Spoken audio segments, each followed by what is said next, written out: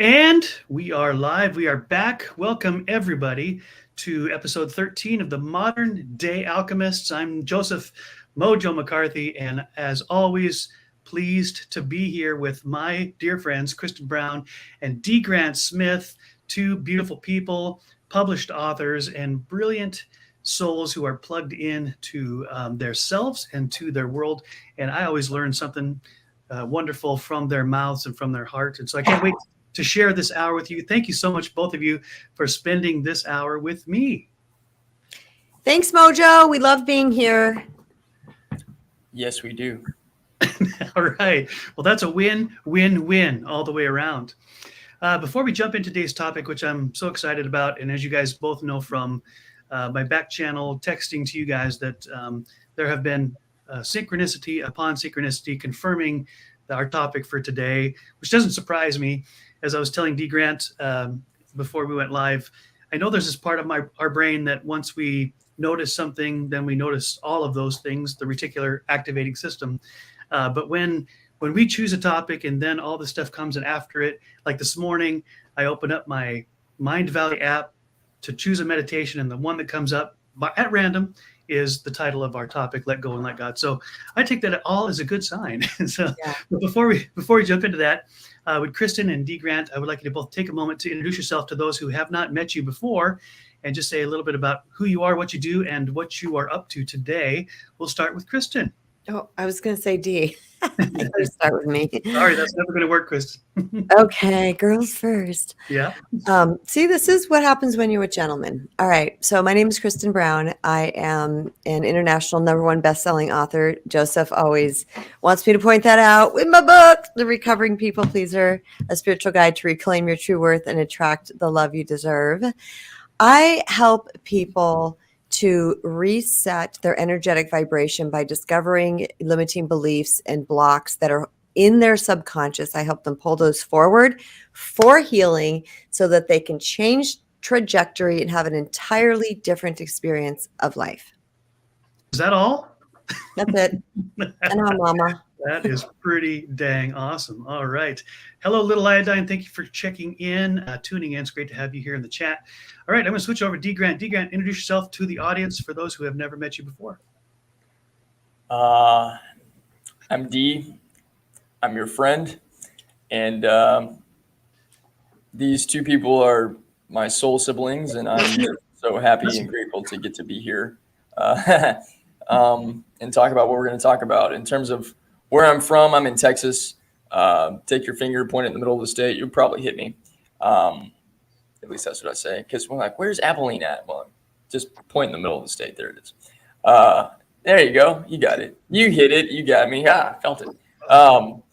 What do? I help people grow into the best version of themselves by changing the way that they look at their story and seeing the power of the stories that we tell ourselves about who we are, who other people are, who and what God is, and who and what life is. And when we recognize that when we rewrite the story inside of us, we're actually reconfiguring our inner garden. There's a garden up here. There's a garden in our hearts. There's a garden in our spirits. All that stuff changes. Life happens and grows, and it's beautiful. So good, so good. See, now those who are tuned in, you understand why I love this hour as much as any hour of my week. And so just for those who don't know, we've done this Modern Day Alchemists series, the three of us with some other guests peppered in. Yes, Kristen, time out. Who are you, Mojo? Yeah, for real, dude. Come on now. Oh, yeah. I am your host, Joseph Mojo McCarthy. I am what I like to call a playful polymath, which just means that I'm a dabbler. I call myself a daring dabbler. I try a little of everything. I used to be called Renaissance Man or Jack of all trades. I'm not going to say master of none because I'm going to master all of them in time. But I really love kind of the two key components I really love is helping people integrate their spiritual life into all of their life rather than it just being a component on the side, which has been my own personal journey as well. And so I have a lot of experience there.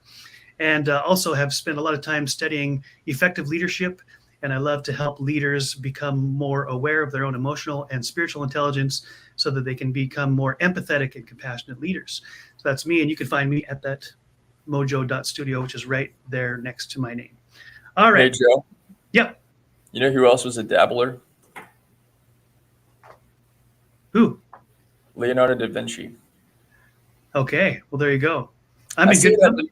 I say that because I do a bit of dabbling, but I appreciate your dabbling and I appreciate you owning it. There's so much in, especially the spiritual/business community, of how you got to nail down doing just one thing. And I love the fact that you're owning, like, I'm not really doing just one thing. I'm doing all the things because it's interesting to me and that's who I am. Dude, inspirational, my friend. Thank you. Yeah.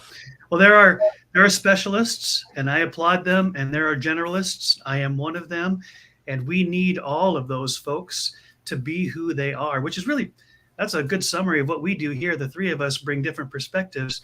Hopefully, it's our intention, it's our hope, our prayer that we can help you, whoever you are tuning in, become the best you. Not to become a Mojo or a D Grant or Kristen Brown or Oprah or Tony Robbins or anybody else who you might admire, and even those people will say, hey, we don't need two of me. There's no extra people in the world. So it's our hope that through our understanding, through our writing, through our talking, that we can inspire anybody and everybody to dig into who they are and bring out the best of that. And I hear a lot of people talk about, being their best self. I think best is kind of the wrong word, because best kind of indicates you've arrived. And this is an infinite climb that we're all on. We all have progress that we can make. And so I'm really digging in and telling people all the time, make progress. Progress is what you're after. Progress is what you want, not perfection. Perfection is elusive.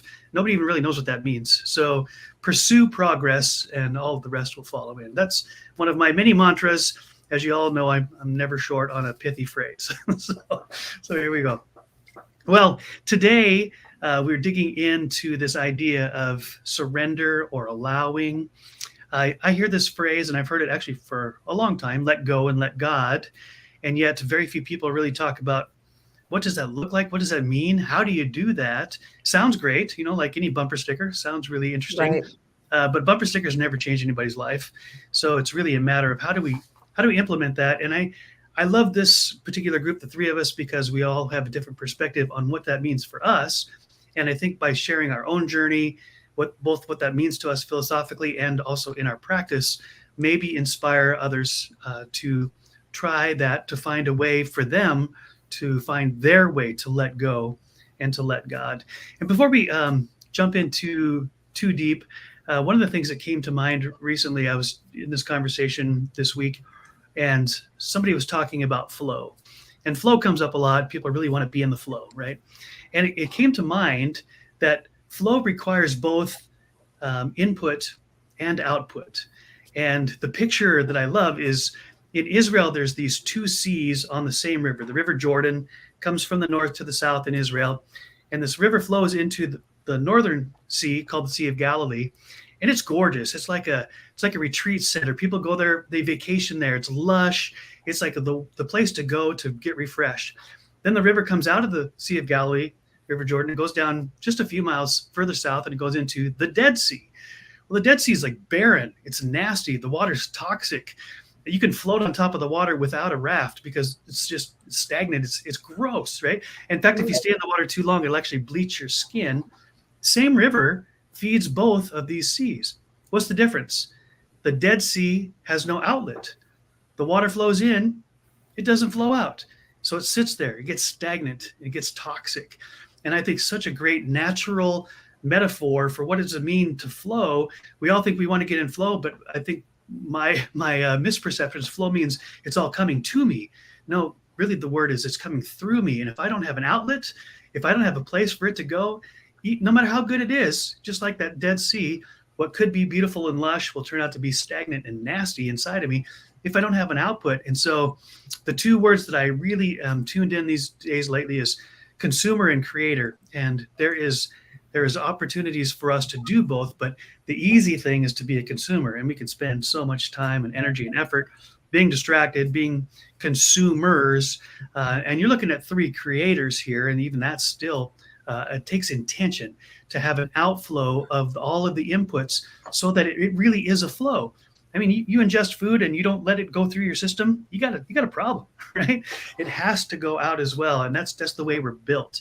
So That's a little bit off topic, but I think it does lead into the topic we're talking about, letting go, because there is that natural tendency to want to hang on and to hold and to hoard, which turns out to be really not for our best interest. Even if it was when it came in, even if it was delicious, it was nutritious. If it sits there for too long, it's going to cause all sorts of dis-ease or disease, depending on how you want to say that. So that was a mouthful, and you can tell I've got a lot of stuff percolating inside my head, and I love this topic. But let's go in reverse order. Let's go to you, D. And what do you think about when you think about let go and let God? What does that mean to you, and how have you seen that play out in your own life, for better or for worse? Wow, those are big questions. Um, I'll be super honest with you guys. I'm still learning about letting go, and I'm still learning from experience and learning from practice and learning from God kind of knocking on my door just about every day going, you gonna surrender to me, dude, or are you gonna keep trying to make it happen? And I think that part of this is my own experience. Maybe this relates to you guys that are listening, and to you, Joe, and you, Kristen, as well.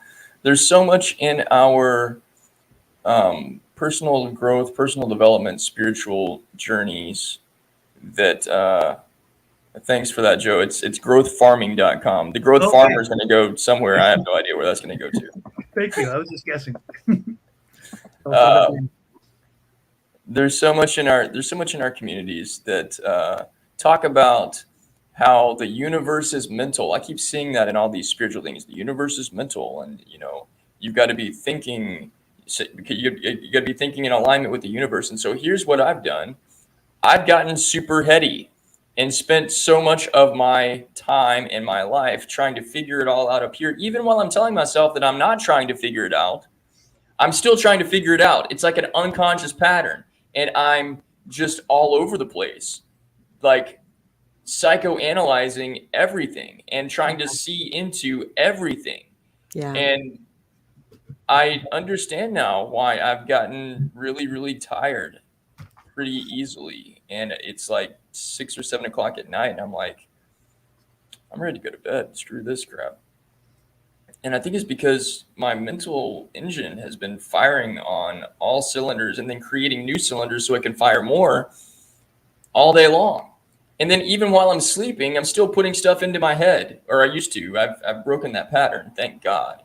But like the letting go and the letting God is in a way, it's the surrender of the ego, because the ego, I've had some beautiful spiritual experiences today, actually, about joining my ego and my higher self and me into one cohesive unit, instead of it being this, like, I've got to just listen to this side, but this other side's trying to get my attention. And it's a process, but instead of me spending so much time in my head, the letting go and letting God part is, I learned this surrender technique yesterday, and this is what I'm doing, and I'll just share it with you. It's the stuff that's weighing you down. I've got some pretty big stuff that's been weighing me down for several months, and it's coming to a head right today, actually. And if some things don't shift around and change, there's actually a lot of stuff that's really up in the air for me about some different things. And the same sort of thing happened to me in December, and it scared the crap out of me. Like, I was in panic mode. It was terrible. And I don't feel that way anymore, because even though actually it's worse now than it was in December, there's this peace. And part of the letting go and letting God is getting out of your own way and just trusting that, there's stuff that I can't control. And for me, I've done everything I possibly can and then some, except surrender the stuff that I keep trying to fix on my own. And I think that sometimes the surrender is really like God actually, in a way, making us go through stuff that really sucks and is really difficult, and things not working out for us at all, just so we can get to this place where it's like, dude, are you seriously done? I'm ready for you to be done.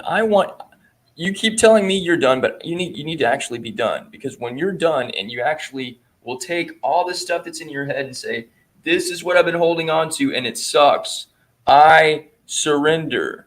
If you'll take all the stuff that's in your heart that's causing you all these emotions and all these pain and all this stress and all this difficulty, and then for me, and you too probably, all the stuff that's in your guts, because our body's where we hold on to the stress and the tension and stuff, and especially when it comes to anything involving relationships or money or business or career or whatever, it's in our guts. So I'm reaching down into my guts and pulling it out and holding it in front of me and saying, I don't know what to do with this crap. I can't do anymore.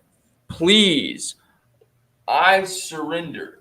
And doing this over and over and over again, dude, my energy has shifted dramatically. I went through like a 180 complete epiphany highlight reel, just awesomeness in a matter of an hour and a half yesterday after doing this process. And then after I surrendered, I gained more clarity about what was actually going on in me the entire time. And it wasn't anything outside of me. I can point the finger out there, but it was all going on inside of me. And I had to take responsibility for it. And I'm still taking responsibility for it. Ho'oponopono is actually one of the, Kristen and I had a conversation last night and also earlier today about energy clearing.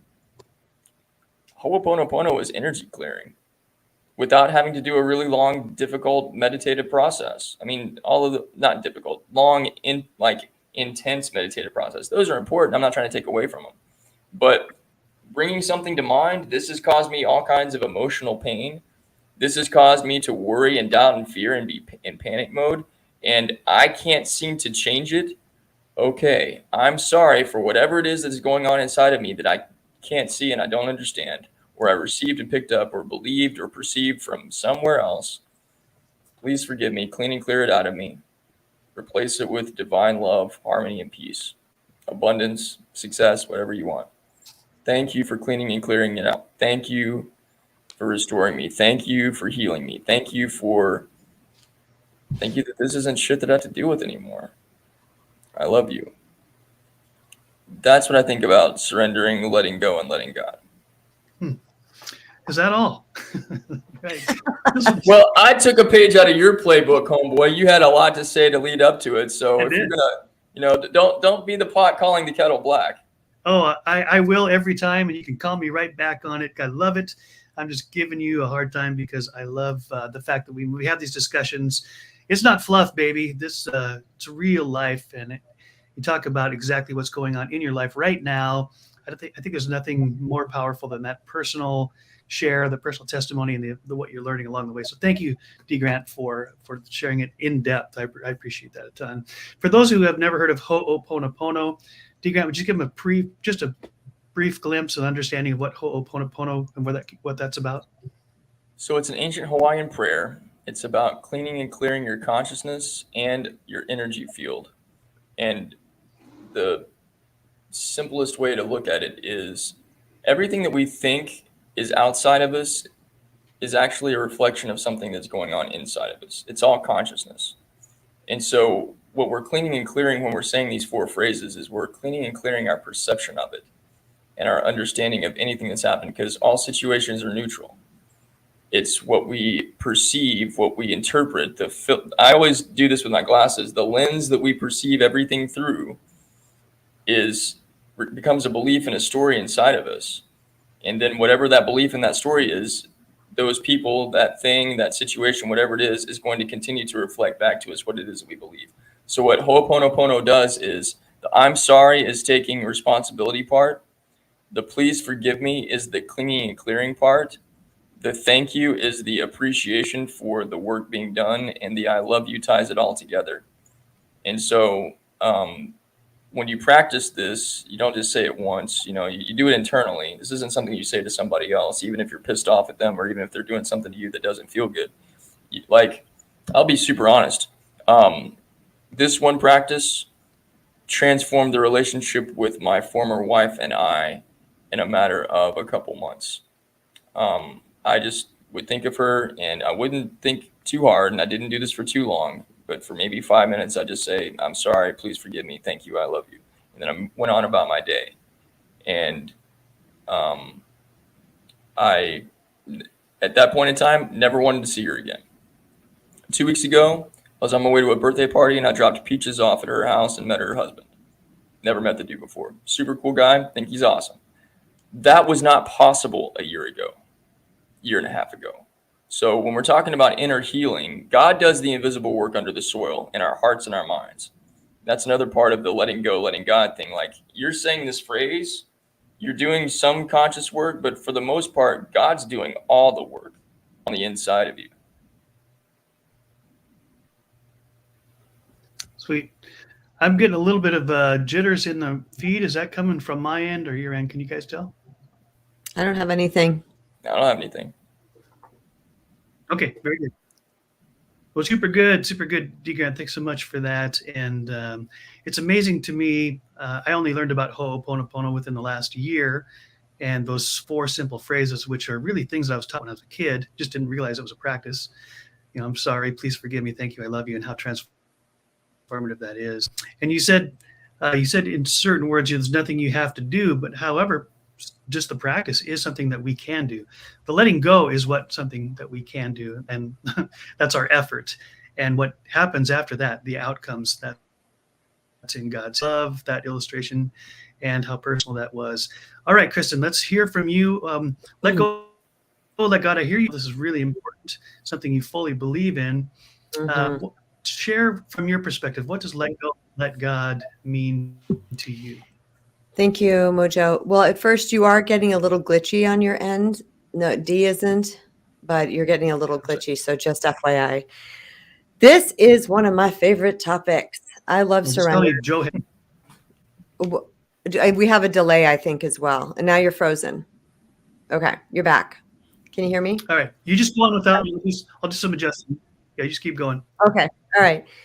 So surrender is one of my favorite topics, and I believe it is one of the highest, most serving spiritual practices that we can possibly have. But in order for somebody to surrender, there's a couple things that need to happen first, because it's not that easy. Because, well, I'm not going to put that on you. For me, it's not that easy. And a lot of times it's not for other people, because this has to do with our desire to control. As human beings, we want to control because we want to be in an environment that is familiar, and because we have this innate desire to feel safe. So we want to control all the pieces in our lives all the time. And that just makes us feel like we know exactly what's coming down the pike and how we're going to be able to handle it. The problem is that life is not like that. We get thrown curveballs left and right. Things happen, things come up, and then we're just thrown for a loop, and we're searching. The brain is now searching for a solution, and it's scanning. And I call it like radar, scanning the environment for a solution, waiting for the right answer to come up, yet there isn't one. And I've been in many situations like this where I was just like, I really don't know what to do. I've done everything I humanly know. My intelligence knows how to do, and I'm not getting anywhere with this. So fast forward to a particular spot in my life where I was really my tsunami most people know about. And that was in that moment where things were really bad. And I completely surrendered to God. Actually, the first thing I did was remembered God. I was like, wait a minute, there is this source, this energy, this thing, this quantum field. And I believe that's in my last book, my first book. If I'm not going to grab it, it's up there. But in my first book, the very first chapter is connecting with your divinity, meaning your God, your source, your universe, whatever your spirituality believes, however you think your higher power is. And I put that's the only chapter I purposely put in that place. All the rest of the chapters, I just picked them up off the floor, and however they landed, I put them in the book. But that one was the most important, because I believe in order to surrender, we have to be able to have some type of understanding of who we are first as spiritual beings. We are spirit in earth suits, and we are part of the collective consciousness. We are part of infinite intelligence. We are part of the quantum field. So in our little tiny, I call us teeny tiny baby humans, because we have this little teeny tiny thinking brain that is literally a speck that you can't even see amidst the infinite intelligence of God / universe, or whatever you call it. So we're trying to solve this problem that's beyond us from this tiny speck. And when we call in spirit, when we say, God, I need help, I don't know what to do, we can call in spirit, and that information could be coming to us, or it could be aligning the right people and things in our lives, but yet we still think we need to solve. So we're going to thwart the information that's coming to us. Okay, so we can mess it up. I call it muddying the waters. We can muddy the waters of what's trying to happen for us. So spiritual surrender means to me is asking for help, giving it up to God, and knowing, this is the key point, and knowing that it is solved, because the quantum field is infinite possibilities.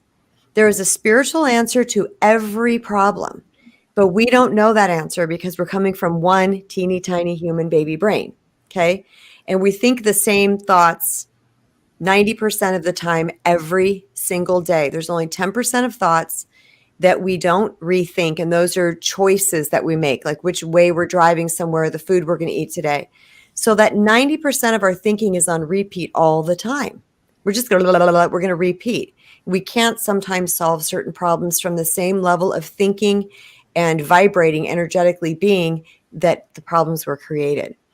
So when I get myself into that place, I understand, here's the deal. God knows better than I do, period. Hands down. I'm a teeny tiny baby human. That's all I know. But not only do I give things up, and I will feel a release. If I don't feel the relief, then I know I have not fully surrendered. And I'll practice until I feel like I've truly given it up. I've gotten into my faith side. I've moved out of my fear and into my faith, because that's the only two things that we can ever be in, is this or this. I move into my faith side, be sure I give it up. But then there's a second piece to this. And this is following the divine guidance that comes. Because once again, as humans, we want to control. So we may give it up. The answers could be coming, but then we go, well, I don't like that answer. Or, yeah, but I did that 6 months ago and it didn't work. Or we add our own English into it somehow, and that's again is muddying the waters. So to me, in summary, surrender is not only taking the problem that we have and giving it up to the universe and saying, please handle this for me, but it is also saying, make the next best step very prevalent to me. Even it's only this big, I want to feel it in my spirit, in my soul, in my intuition, so that I know to follow it. Because in the times that there's only one time that stands out as the biggest and greatest thing, I had to completely surrender. I was about to be homeless. I had no income. I had 3 children in tow, nowhere to live. The list goes on. And I surrendered. And things just went boom, boom, boom, boom, boom. And I showed up, though. I had to show up to making decisions and making choices, but it was through following the divine guidance.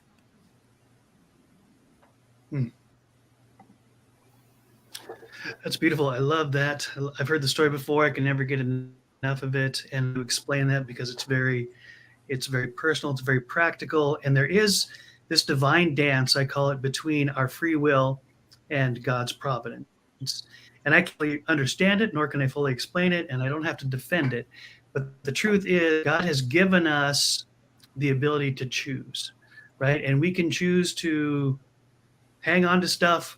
We can choose to protect things. We can choose to ignore that guidance that you're talking about, or through an act of surrender or trust, whatever word you want to put there, when that intuition, when that inspiration, when that guidance comes, which we ask for generally when we're helpless, because otherwise we want to take care of ourselves, but out of believing, right, that somebody with the big S knows way more about what's going on and how to handle it than I do, and to trust that even though I don't see the full path, I don't even see the finish line, that inspiration to take that next right step is.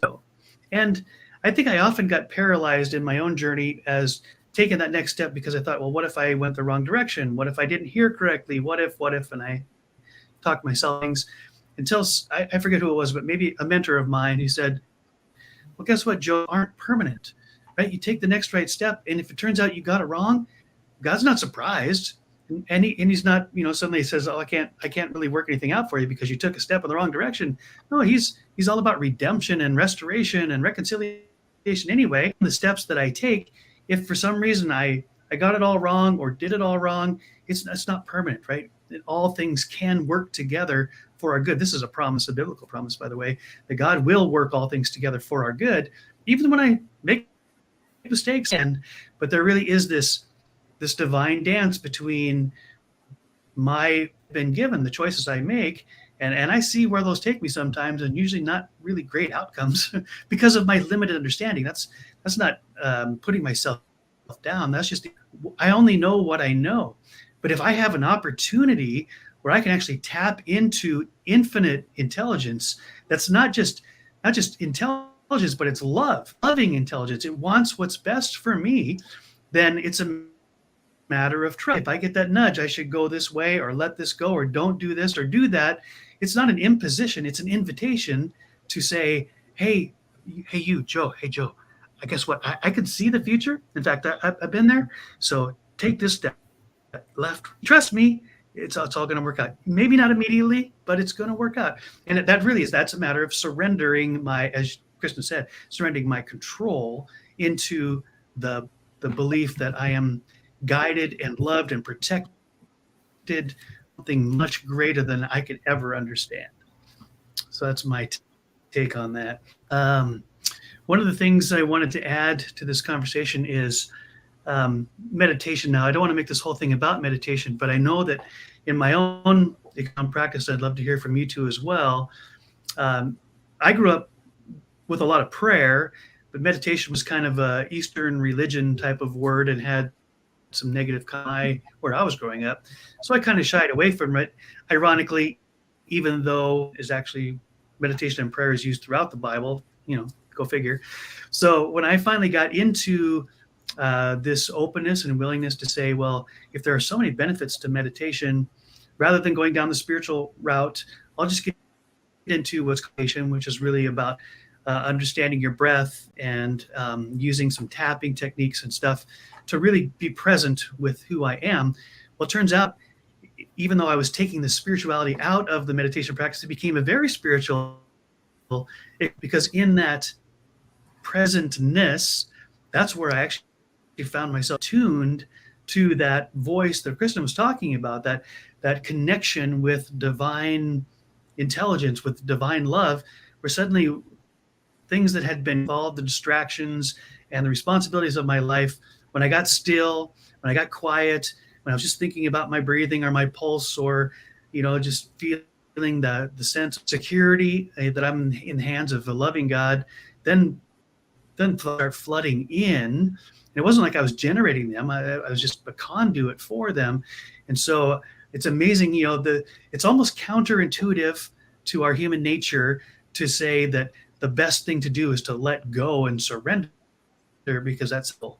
But quite honestly, the truth is we're all vulnerable all the time. It's just whether or not we're willing to admit it, and are we going to try to solve all of our own issues and get ourselves out of our own messes, or ask for help from someone who knows us best and loves us. All right, so I'm going to pass that off to D. Grant. I know you've talked a lot just with me practices of being still and silent.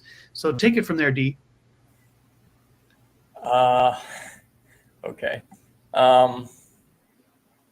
Meditation, like you said, Joe, when I was growing up, it was something that was very frowned upon in my religious communities, and I think in my family too. I don't remember exactly specifics, but I remember, I think, asking one of my parents, like, what is this meditation thing, and how come we don't do it in church or whatever? And the feedback that was like, oh, that's what those other people do in these other parts of the world, and we don't do that kind of stuff here. And I was like, So then, I think I created a belief about that, or a story about it, that said like, oh, I don't know if I thought it was witchcraft necessarily, or if I thought it was like some sort of just evil religion, but I didn't go down that road for a long time. But then something started pulling me towards it, and I started seeing meditation books everywhere, and I got kind of curious. And I don't know about you guys, if you've ever not done meditation your entire life, and then you decide, I'm going to learn how to do this by buying a book, bad idea. Because similar to other things that involve you actually being able to have an experience to know how to do it, like just about anything that's physical, you're not going to necessarily learn how to play tennis by reading a tennis book or boxing or anything else. My personal opinion, not shared by all. Anyhow, I couldn't get into meditation from reading a book. I had to do meditation with people and have an experience and get some guidance on it. But basically, meditation is one of the most simple things in the world. And actually, here's the thing, all of us are actually meditating all the time, whether we realize it or not. Because have you ever just spent 2 seconds or 2 breaths or even just 1 breath not thinking about anything? Congratulations, my friend. You just meditated. That's all it is. Meditation is, I think, from a spiritual perspective, it is to know. I think that's what the meaning of it is. But you're connecting with your breath and you're connecting with life, because breath is life.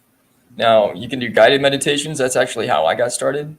And I learned how to do deep breathing, how to hold my breath at the top of the breath, how to slowly breathe it out, how to imagine stuff while I'm in meditation. I have taught and do teach a little bit of meditation, but really, like, here's what's awesome about meditation. There's no way you can get it wrong. I mean, okay, let me sidetrack that. It would be really difficult maybe to meditate while you're listening to, I don't know, like Viking death metal or something. But just because gaining tranquility while you're listening to Amon Amarth, and that is a Viking death metal band, it's just harder that way. And not necessarily you're doing it wrong, but like you're going to have a harder time surrendering and letting go and connecting with your divine self, or at least I would. But there's no really way you can do it wrong. It's a matter of presence. It's a matter of stillness. It's a matter of being. One of the difficulties that I had with meditation, and sometimes I still have this, part of the overthinking mind is my mind is always thinking of the next 3 steps ahead. And I'm in the practice and process of teaching myself, no, dude, be here in this moment. This is the only moment that exists, and this is the only moment that matters. And like Kristen references Joe Dispenza a lot. Here's my reference for him: breaking the habit of being yourself. Because so much of the stuff that we do, getting in our own way, all the beautiful things that both you guys have talked about, I've taken tons of notes here. It's us getting in our own way because we're in these patterns of doing things that we've always done. And something that Kristen and I talk about, I think we've talked about with you too, Joe, following inspiration instead of following the mind that says, what's the next thing we're going to do? What's the next thing we're going to do? What's the next thing we're going to do? Like, that's a process. And a simple, like I say simple, taking 5 breaths before you do anything, there's meditation. Meditation, I think, can get put into this like category of like, oh, I don't have an hour and a half to spend, I can't meditate. Okay, dude, you got 5 breaths? Sure you do. Can you take a breath in and then breathe out and do that 8 times? Just notice how you feel. Connecting with your breath is connecting with life. And when you're connecting with life, you're connecting with God. And to me, that's the heart of meditation. It's also an avenue to, and Kristen showed me this the other day, it's an avenue to open up your energy channels, because all of us are energy, and our energy channels, our chakras, that's our real connection with God, going up and down and up and down and up and down. And guess how we breathe? Up and down and up and down and up and down. So when we pause, we get still in the moment and we just breathe, we can actually free up energy so that we can more easily be able to let go and let God, instead of sort of letting go, but then really holding on and going back down the same rabbit trail again.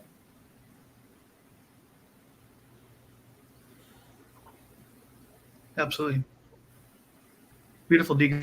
Kristen, I see you taking notes there. You want to jump in? Sure. I love meditation. Meditation is my favorite. So, okay, just for clarity for people that are listening, people might be going, how'd you make the jump from surrender to meditation? Like, where's that? How does this all blend together? So surrender is really letting go. It's not giving up, it's giving over. I think it's really important that we understand it's not like just giving up, it's giving over. However, I will tell you, the times that I've actually given up, things fell into place really, really fast. And we can't thwart this process. We what's the word I'm looking for? We can't cheat the system. We can't think that we can trick universe and go, oh, I give up, universe, and then think it's going to happen because we're all energy, and it doesn't work that way. Universe knows. So with that being said, bringing in meditation into this, I was thinking one thing that meditation really is, what it helps us do is to calm the nervous system. And because a lot of times we are in our survival mode, and some people have been in survival mode for decades. Sometimes it's just from driving in traffic yesterday, right? So it's calming the nervous system. When we calm the nervous system, what we're doing is we're out of our fight, flight, or freeze response. We're out of that activated response that we are in. So we are in a space of where we actually can receive. We cannot receive, we cannot learn, and we cannot be creative in a state of survival, period. And that's Dr. Joe Dispenza. We cannot. So if we are at all in that state, we cannot, the other side of the brain doesn't work. Okay. All that is shut down because the blood is going to the limbs to save us, to get us away from the tiger or the Tyrannosaurus Rex or whatever it might be. So meditation, first and foremost, for me was a form of calming my nervous system. That is the number one reason why I started doing it 12 years ago, actively doing it, because like we've been talking about, meditation is all kinds of things, which I'm going to share a couple of really easy things for people. So, but in calming my nervous system, that was my goal. What I noticed is that there was space between my thoughts, which means I wasn't, like I talked about earlier, in that active solving situation. I was calmer. And in that space between my thoughts, that's when I was able to receive creative ideas, possibilities of movement. And then I could process them through a calm system rather than a system that is just trying to make sure that I stay alive. So with that being said, to me, prayer is talking to God. Meditation is receiving, because we are actually clearing, I call it clearing a landing strip for God's information to land for us, which is typically what we call intuition. So I will say, Dee, I'm going to challenge you on this one. When you said nobody can meditate with Viking death metal, and I will tell you that I didn't say no one. I said it would be really hard. For some people, but that could even be a form of meditation, because listening can be a very, very high form of meditation. So to listen to something like that and just truly listen to it, like be one with it, people could meditate to that. So meditation has a lot of false stories told around. I did not know, to be honest with you guys, that there was religions that talked against meditation, which is interesting to me. I didn't even know that. I can see why now that you're saying it, but that was not in my world, so I didn't know about that. But meditation, again, is really all it is focused intention. That's all it is. It's focused intention. So I would love for people to get off the thought that it's supposed to be the Om position, sitting, crisscross applesauce, doing it a particular way with the rules or laws that somebody has dictated to you as how it's supposed to go. So when we look at it as focused intention, really all that means it's focusing on something for a considerable amount of time. And that could be our breath. That could be, I've done things where I was a nervous wreck and I was walking from the car to my house, and my just anxiety, my focused intention was, where are my feet? Crunch, crunch, crunch, crunch, crunch on the gravel. That's what I heard. And I focused on that. By the time I got to the door, my anxiety was gone. And that is no joke, because I focused, intended, instead of being out here future tripping, I got really, really present. That's meditation. I've done it where I didn't have time to meditate on the way to work, which is when I was doing hair. At a 15-minute drive, I made sure that I didn't go main roads. I went neighborhood roads, and then I pointed out every beautiful tree I saw. I said, okay, I'm a nervous wreck. I can't be like this when I walk in the door. I said, I'm going to point out every beautiful tree. And just my focused intention of pointing out beautiful trees, by the time I showed up to work, my anxiety was gone. So these are called walking meditations, daylight meditations. Like, it doesn't have to be any particular way. And like Dee Grant was saying, 5 breaths, that's a meditation. And it's a place to start. And those are 5 breaths of focused intention and presence that you didn't have 5 minutes ago, that you didn't have an hour ago. So no matter what you feed to it, like a bunch of pennies in a jar eventually fills the jar up. You got $300. We've done that many times, right? It's you're putting pennies in the jar. They do add up. The key is to be graceful with yourself, be forgiving of yourself, be understanding, be compassionate. There's times I sit down in meditation in 20 seconds, I'm in some weird theta brainwave quantum field. There's other times that I'm like, I cannot do this today. It doesn't matter. When I hear myself saying that, I say, yes, you can. You got 10 seconds, 10 breaths, Kristen. That's all you got to do. And I'm very gentle with myself. So it's part of the whole process is knowing that you're a human being and all you're trying to do, or all that would be serving and helpful, is to create some space in your brain to calm down your nervous system so that you can really commune with God. So when you do surrender and you do let go, because that part when I was saying I completely surrendered to God and everything fell into place, I was doing deep breathing exercises for like an hour straight several times a day because I was a nervous wreck. So it wasn't like I surrendered and then walked around like, like this. I surrendered and got myself calm. And that's when things fell into place. Well put, as usual. And connection even clearer between letting go, letting God, and meditation. Teachers, mentors, gurus that I listen to often is Brendan Burchard, really brilliant guy who grounds everything that he teaches in a lot of science and study. And one of his practices is what he calls a release meditation. And he says he does it several times throughout the day. In fact, he tries to do it an hour of the day. And he says it's not just a practice for practice sake, but he said he actually, and I'm going to give my explanation to what Brendan says, but what I got from what he said was that there are so many demands, so many inputs, so many distractions within an hour of the day, especially at his level of performance, that if he back out of all of the doing, right, and just be for a few minutes, he says he'll walk out of his office, he'll go outside, he'll go on a walk, or he'll just push back from the computer, close the laptop, and do just a few minutes. What he calls, and he says it's very simple.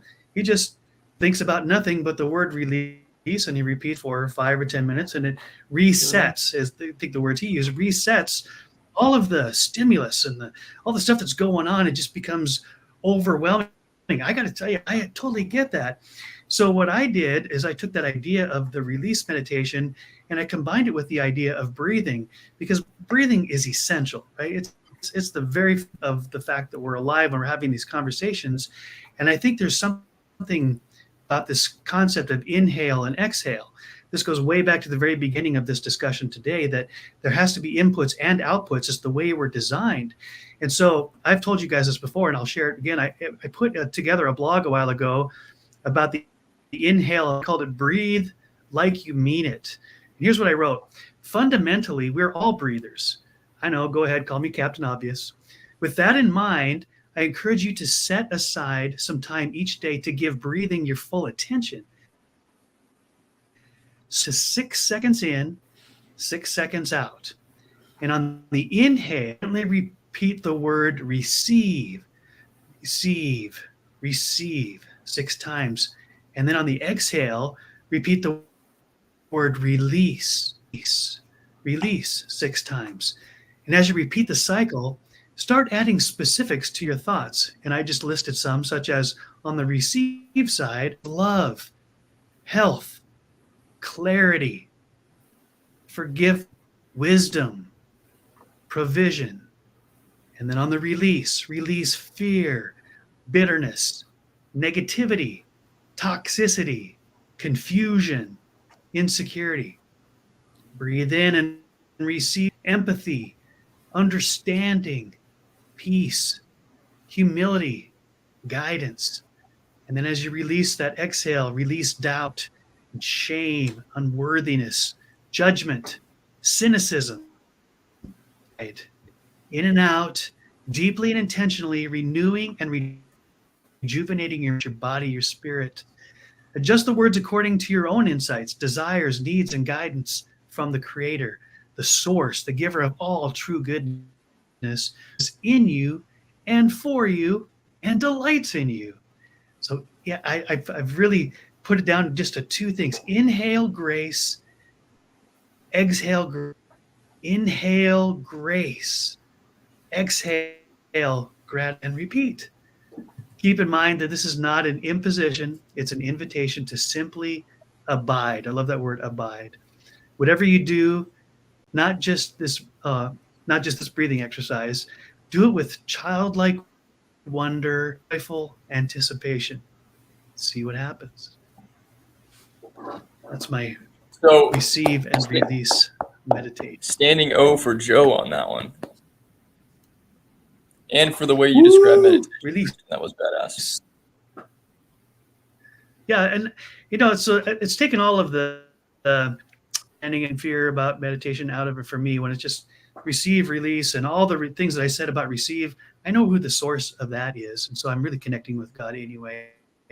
And the fears and the pride and the anxiety and all the stuff that convolutes my nervous system and helps me make really terrible decisions. So it's very helpful, and it really does tie meditation then to surrender and allowing God to lead us and to connect with them.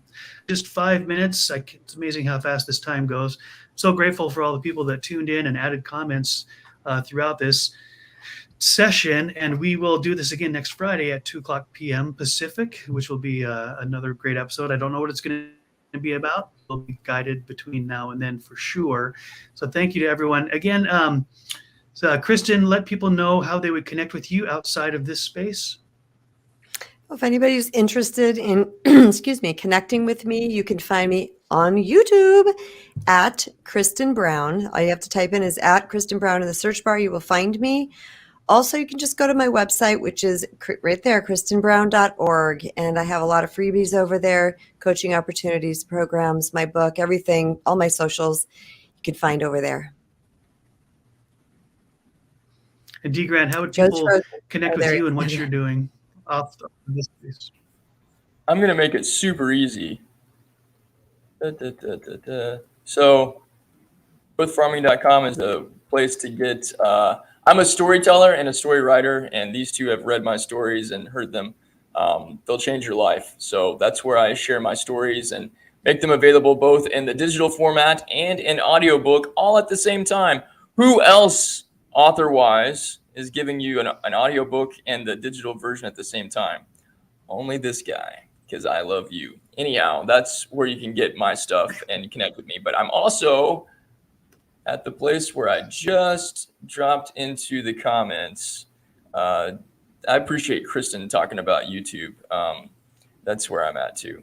So that's how you can follow me on YouTube. And before I sign off, and I'm going to just kind of speak on behalf of all three of us, if that's okay. Thank you guys for being here. This is Friday. It was 4 p.m. Central Time where I live for these two in the West Coast parts of the world, and later in the further you go east. But the simple fact that it's Friday, and Zena, you spent part of your day with us. Little Iodine, you spent part of your day with us. Strong Body, Strong Soul, you spent part of your day with us. Jim Bannon, all of you guys, like the fact that you spent part of your day with us, listening to us, and not only that, but like engaging and being a part of this conversation, that means the world to me. So thank you guys so much. I appreciate you.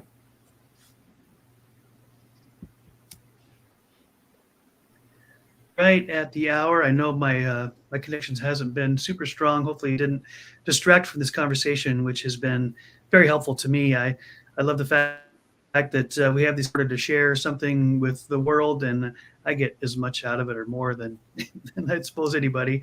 But it really is. I hope you tuning in get the sense that D. Grant, Kristen, and I we have much, and so freely we have received, freely we want to give back to anyone who is seeking and trying to figure out how to navigate through this world. It's not easy. Life is challenging, and I think that's by design, because it's through the challenges that we learn, we grow. I've learned to reframe resistance in my life as resistance training, because that's how muscles are built, right? It's through that pushing past, through, over, under, around these perceived barriers or limits in our lives. lives that we find out truly are what we're really made of. So it's our intention on behalf of Dion that all of you who've tuned in, either live or after the fact, have received something of value that you can take with you. And last thing before we sign off, one of my favorite, this comes from Robin Sharma, who says, inspiration without implementation is delusion. Inspiration without implementation is delusion. And so just his words, it may help make you think about these things. You still got to take action, right? There's still that invitation to do something.